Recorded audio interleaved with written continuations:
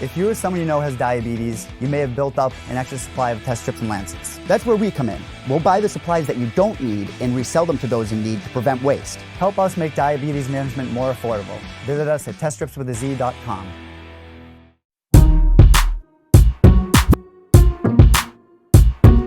All right, we have the number 8 ranked light heavyweight in the world, Corey Anderson, joining us on the show, and he's got the little man with him. How are you, Corey? What up, Corey? It's Corey Jr. right there. What's going on, Mike? Oh, you know, living the dream. I'm a father myself. But what a crazy several months this has been for you, man, and we're going to get to that in a moment. But since Corey Jr. is here, we haven't spoken since you became a father. How are you enjoying fatherhood? I love it, man. I love it. Only stressful part is that I can't get to the gym like I want to, but I make do when I can. When my wife gets home, I start my training day, I'll hit the strength and conditioning, just get going until probably like 10 o'clock, non-stop training. So I just got to cram everything on top of each other. Other than that, those guys are a blessing to me.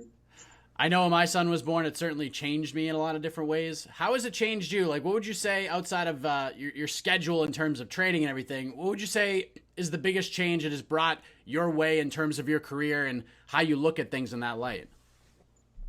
Motivational and maturing. You know, that's what the two biggest things that changed. Your hat keep getting away. Just keep hitting. Hold on. But he's matured me in many ways. I can't look at things the way I used to and react to certain situations the way I used to because, you know, I got to make sure if you watch an old video on YouTube, he'll be like, oh, that was my dad, you know.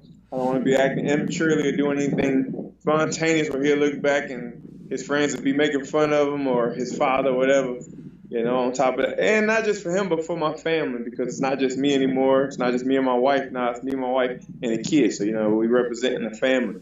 And other than that, just motivate. Just when he shows up at the gym, my wife will pop up with him at the gym or whatever in the middle of a set, strength and conditioning, and make me push that much harder or come there and sparring, you know, you take a good shot or whatever it is, you kind of thinking like, dang, that hurt. And you look over and you see him, and it's like, I didn't do nothing. Let's go. Keep going. Let's push.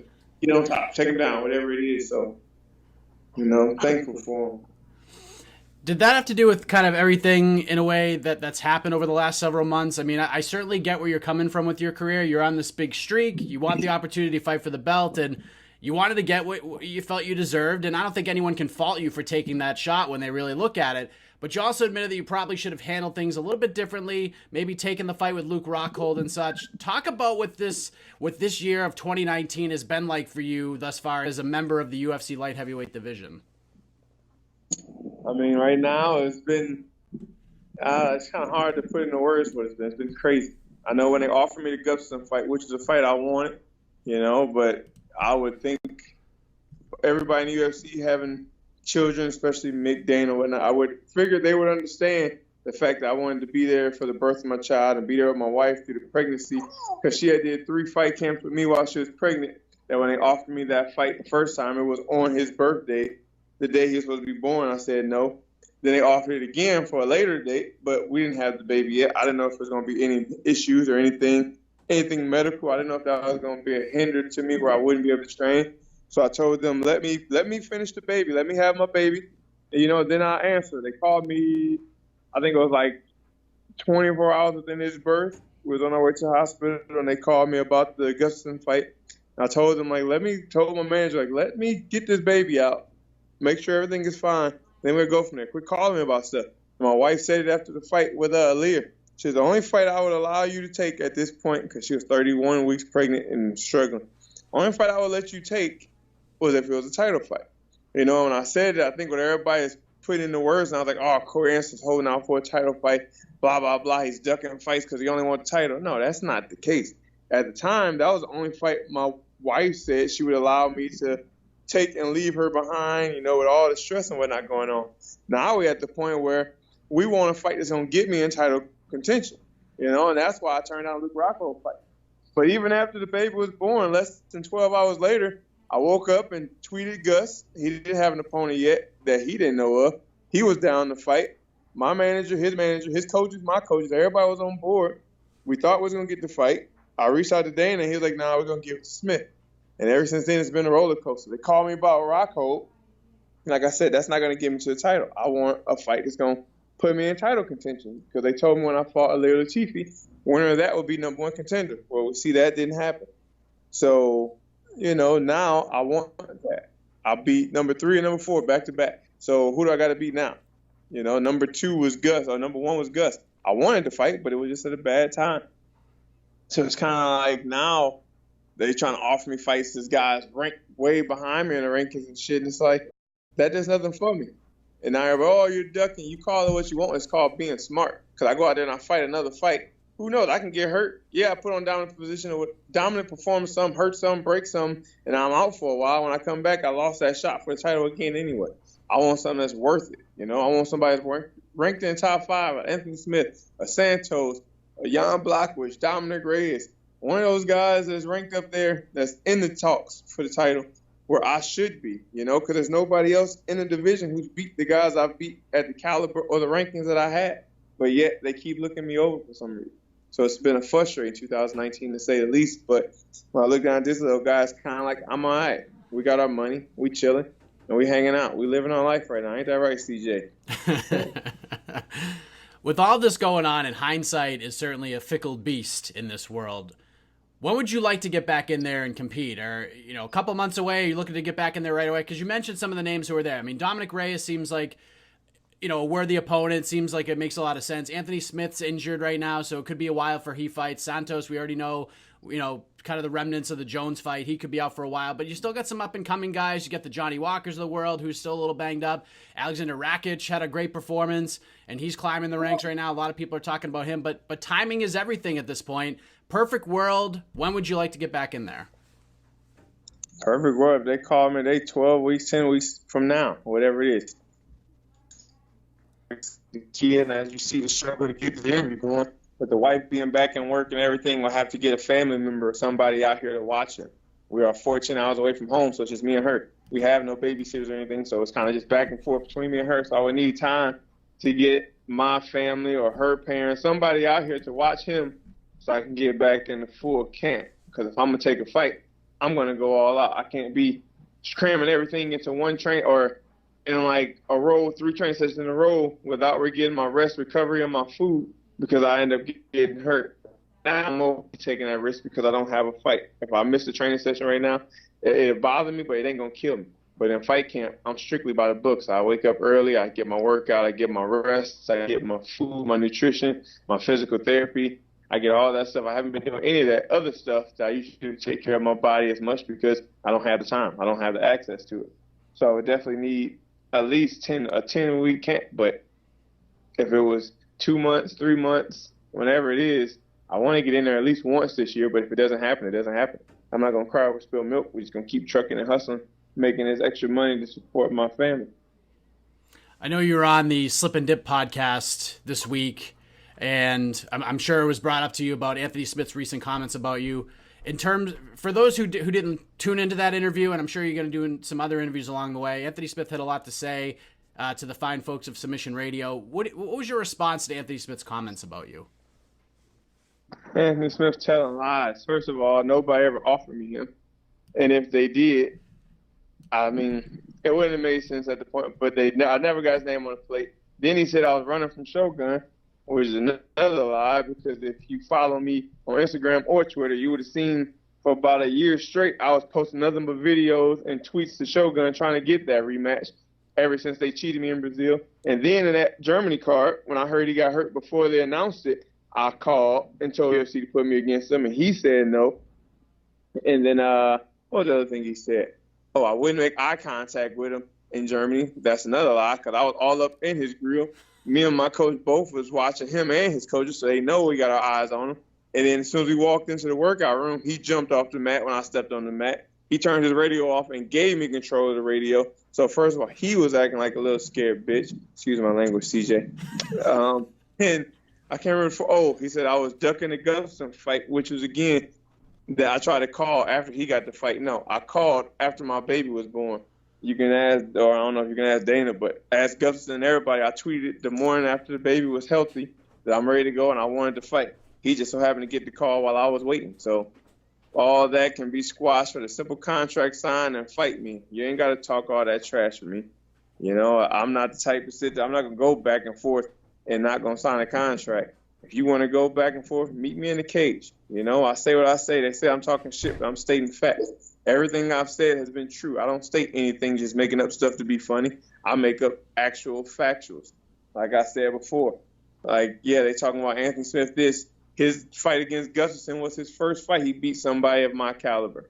Other than that, he beat Volcom, Shogun, and Rashad Evans, you know. There's nobody else that he's beat. All these guys, they talking, put your time in, do this. I've been here for 13 fights in the UFC, in the 205 division. I never had to run for my division.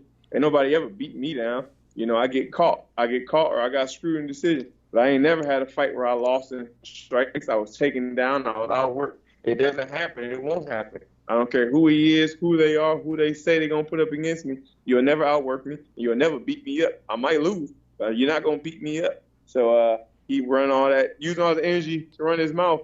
He might want to save that, sign a contract, just meet me in the middle of the octagon, and I can show him what a Lionheart really is. Did you watch the main event between Jon Jones and Thiago Santos at UFC 239? And if so, what did you think of the fight? How'd you score it? I mean, of course, I watched it, but I definitely thought Jones won, but it wasn't nothing incredible. You know, the media making it sound like, oh, he fought. That was the best fight Jones ever had because somebody that stayed so close. If you go back and count his punches in that fight compared to the punches in his other fight, it was so close because he didn't throw nothing. You know, he averaged, what was the end of the fight? It was 47 strikes to 59 or something like that. Come on, I throw more than that in the first round of my fights. You know, get out of here with that. Talking about the greatest this, the greatest that. Yeah, chopped off to Thiago for doing all that on a bad leg. I give some credit to Thiago for saying there, but Jones didn't do anything impressive. He isn't the Jones he used to be. And the way I see it is without his drugs and stuff in the system, it ain't like the drugs help him cheat or anything. But I know athletes is like that. They compete better when they're intoxicated because they're free in the mind. That's what drugs do. It lets you stay free. So they go in the mat or the cage, whatever it is they do, they relax. They don't have any words. They open up. They can do crazy stuff that make them look spectacular because they don't care anymore. But when he ain't got that in the system, I think it's affecting him. I think it's making him cautious and real wary, making him tiptoe in a cage instead of go out there and do spectacular things like he used to. He used to do a lot of spinning elbows, jump knees, spinning back kicks, jump kicks, all that extra stuff that make you think like you never know what's coming. Oh my God. But you see his last few fights, he didn't do that. He's one pop shot now. He's not putting combos together. He used to throw crazy combos with his elbows, you know, just standing. But he doesn't do any of that anymore. Now he's throwing jabs, one cross, one kick, maybe an uppercut, maybe a long kick. You know, everything is one at a time. It's not combos. Nothing that's really threatening anymore. So I'm thinking everybody say, oh, he's immortal. They still saying he's immortal. Nobody will beat Jon Jones. He's definitely beatable. He's definitely beatable. And if it ain't about me, one of these up-and-comers will do it soon. But I hope to be the one to get it done. The one thing I found really fascinating about that fight is Jones's chin was tested, you know, pretty handily in that fight. He took some big shots and he was able to walk through it, so I was definitely impressed by that. But there are a lot of people out there who are saying that, you know, Jon Jones is losing it. He's not the same guy. And you had kind of mentioned your thoughts on that. But when you look at Jon Jones over the last couple of fights, like, do you think it's just, is it boredom? Like, is it just the caliber opponent in front of him? Or do you really think that Jon is, in fact, kind of taking a step back a little bit? Without his drug, like I said, without his performance, whatever it is he's taking, because now USADA's got to be at his door probably all the time. They probably own him all the time since all the recent incidents going on and whatnot. And I first seen the decrease come when he came back and fought OSP in Vegas. After he came back from his first drug suspension or second, whatever it was, and you can see he was kind of standing still. He was more standing still instead of bouncing and moving around and all the crazy stuff. And I mean, not taking nothing from him. What he learned, he still has it. He's getting older. And like I said, also on my interview yesterday, things in life happen. You know, I'm sure before all this has happened with the law, he kind of, like when he was doing the drugs and all the things, he probably in his mind was kind of like, I'm untouchable. You know, I can go out here and do this. I can do that. I can do this, do whatever I want and get away with it. But then maybe going through the trials and tribulations that he had with the law and the drugs and all that, he started thinking, like maybe in life, he started thinking, I'm not as untouchable as I thought I was. The things he got away with for so long. And maybe he transitioned into fighting. And again, maybe something happened in practice while he was going through all that he got caught, rocked, or hit. And now it's kind of like, oh, I don't want to really be taking these risks in the fights anymore. and get caught like this and lose my belt, you know? So now I got to go out there and be smart. Things like that happen. I remember I went through that after getting knocked out for the first time by Gian. You know, because I used to think nobody going to ever rock me, bro. I take shots in the gym all day with my hands down. And then when it finally happens, it's kind of like you see things a little different. It's like, all right, now we got to change it up. We got to be a little smarter, more cautious, as you can say. And that's how I am now. Now I fight more like a martial artist. I ain't out there just trying to bang with you. If I can get you down, I'm going to get you down. If I got to kick you, I'm going to kick you. If I got to punch you, I'm going to punch you. If I got to use jiu-jitsu, I'm going to take it where I got to go. But before, it was kind of like, I'm just going to go out here and stand and bang and do whatever because I don't care. As you kind of await your next move at this point, opponent, date, all that good stuff, what's your message to the rest of the division, to the Anthony Smiths, to the Dom Reyeses, to even the Jon Joneses of the world right now, anyone in that division, the fans also? What is the message for everybody as we await your next move? My message to everybody, anybody, 205 or up that wants some sauce with Corey Anderson, come get it, because Corey's still working. You think because I ain't in the cage, I'm slacking. We getting better. We getting better like wine. Every day, I'm adding something else to the arsenal. I got this little man. I got my family, you know, and I'm just more motivated than ever. The time off is only building the fire more. We just critiquing these things. We have nothing to worry about because we're not training for anybody right now. We're just training to get better. And every day we're working to be the best martial artist there is. We're not worried about beating the next guy. We're worried about beating the best guy. So every day we're focusing on being able to beat Jon Jones, and I will be ready for whoever it is when that time comes. We have Corey Anderson Sr. and Corey Anderson Jr. joining us on the program. We will see what is next for him for sure. Corey, much appreciated, man. I know you got a lot going on. Before you get out of here, anything else you want to get off your chest? Where to follow along on this journey with you via social media, shout-outs, etc.? The floor is yours. All I want to say is to the UFC and everybody else, give me a top 5 guy, any top 5 guy, and it's ready to go. Anybody else, save the time. It's time to get to my title. I'm not risking any more chance, not risking, but taking any more chances on anything else. I'm here to be the best. I've proved it 13 fights deep. Never miss weight, always show up, always ready to go. I always hit there to bang. And for all my supporters, fans, and everybody that's been on this ride, stick with me because the ride isn't over. I appreciate it all. And just give me somebody, give me a contract, and let's go. All the best to you, Corey. Really appreciate the time, and congratulations on joining the Fatherhood Club. Thank you, Mike.